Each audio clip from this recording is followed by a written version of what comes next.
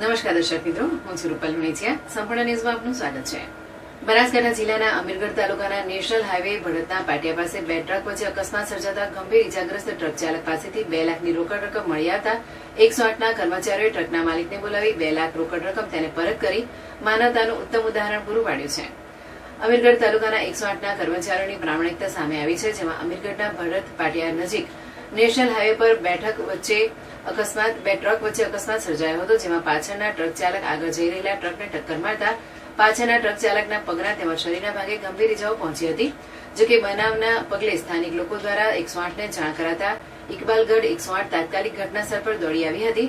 108ના કર્મચારી કિરણ પટેલ અને અરવિંદાન ગઢવી ઇજાગ્રસ્ત ટ્રક ચાલકને 108 એમ્બ્યુલન્સ દ્વારા પાલનપુર સિવિલ હોસ્પિટલ ખાતે ખસેડવામાં આવ્યા હતા.